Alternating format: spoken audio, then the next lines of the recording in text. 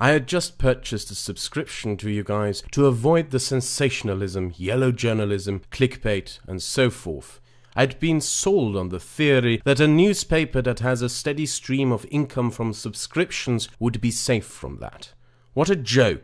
Your original piece on PewDiePie is a hit piece. He's not a Nazi or racist. It's hilarious that you think people aren't going to check. For crying out loud, one of these jokes you referenced was meant to poke fun at journalists taking quotes out of context, and you took it out of context with no sense of irony. So I'm cancelling. To the writers, we're tired of moral busybodies policing the internet. The internet was meant to be a place of freedom, and you're choking it. You're also the reason I'm now subscribed to PewDiePie. You don't understand the social media bans and demonetizing? They tell us who the interesting people are. Even calling you moral busybodies is being too kind. There's nothing moral about smearing a man. At first glance, this might look to all of you like an absolute and certain victory. Free little piggies go out there, make some shit up and try to run with their lies as if they were facts. Then the free little piggies go and hide like the cowards that they are as the entire fucking internet comes after them. This little piggy will end up working for McDonald's. This little piggy will end up cleaning shit from toilets. And this little piggy will end up sucking trucker dick for meth. Or at least that's how the story should end in a just world, where a bunch of lazy fucks who call themselves journalists make shit up out of thin air to then publish as if they were undeniable fact. However, the comment I quoted for you at the beginning is special in that it was deleted from the slimy article these people lied together. And that is really the most important thing that you need to know about the people spreading this slanderous crap. They don't give a shit. They don't care that you caught them lying. They don't care that the world's largest online community knows they are lying, and they don't care that the internet is calling them out. You are not dealing with some idiots here who got caught lying and now have to shrivel together like a cock in the Arctic to pathetically quivel up some apology, because in their minds, these people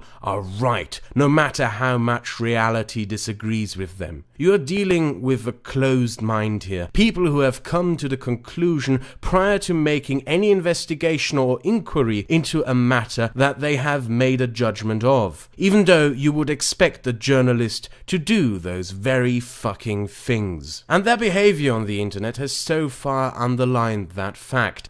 PewDiePie Fool shows the limits of LOLJK, a title, by the way, which the author changed afterwards, but more importantly, what fool? His subscriber count increased and the entire internet is rallying to his help. The same author also tweets, PewDiePie's YouTube reign is over and it's time to retire the just trolling excuse. Reality moves into exactly the opposite of what these people proclaim it to be moving towards to. It doesn't matter to them, and the arrogant, self-aggrandizing confidence with which these self-proclaimed crusaders of decency proclaim their supposed success is almost laughable if what they were attempting to do wasn't so sinister. Look at the follow-up piece published by the Wall Street Journal, and the motivations behind this series of hit pieces will become abundantly clear to you. PewDiePie incident means more scrutiny for influencers, but ad buyers doubt marketeers will pull budgets from all YouTube influencers. Remember that this was published despite the reaction of overwhelming support for PewDiePie. It's almost as if the authors of these pieces knew what the prior piece was being published about and reached their foregone conclusions over what is to come without even taking into consideration how the public would react. This is more than just a lame, slanderous hit piece. It is an attempt to undermine the very basis upon which YouTube has been built, to be an open platform for all sorts of creators to express and share their creative potential. PewDiePie just showed every brand why influencers are dangerous, from Forbes magazine. When did fascism become cool? PewDiePie's antics are the thin end of the wedge. A white guy with a net worth of 124 million making poor brown people hold up a sign calling for genocide is pure banter, isn't it? From The Independent.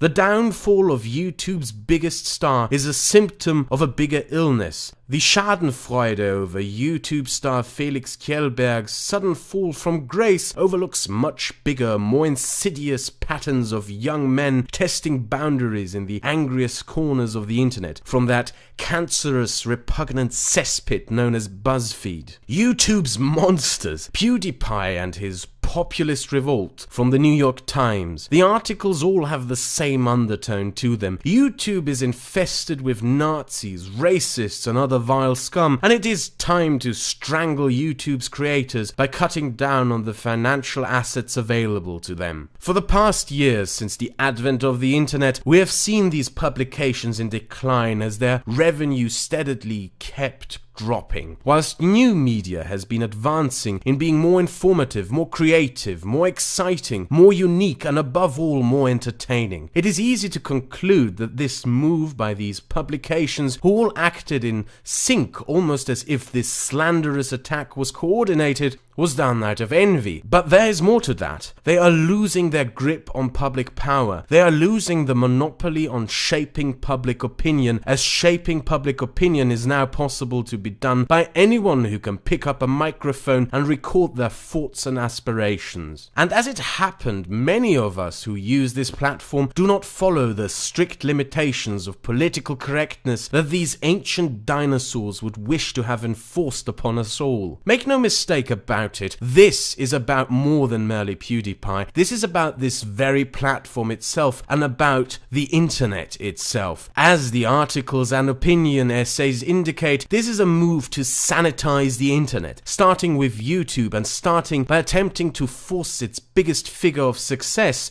to his knees. Think of every channel you enjoy on this platform, the entertainers, the comedians, the educators, the artists, the provocateurs, the commentators, the scholars. Think of every person on this channel who you have ever watched and enjoyed. All of this is to be replaced with the glorious vision of YouTube that these people wish upon us. 24/7 BuzzFeed questions stereotype A has for stereotype B nonsense, squeaking gibberish lectures on how you are not allowed to have fun and childly friendly cuddly crap. A sanitized YouTube with no controversy, no boundary breaking creativity and expression, just pure monotonous boredom forever and ever. Not because it sells, but because the self-proclaimed prophets of decency proclaim that it sells and should be sold in the name of decency, and because Ratty McWeaselface thinks it's good.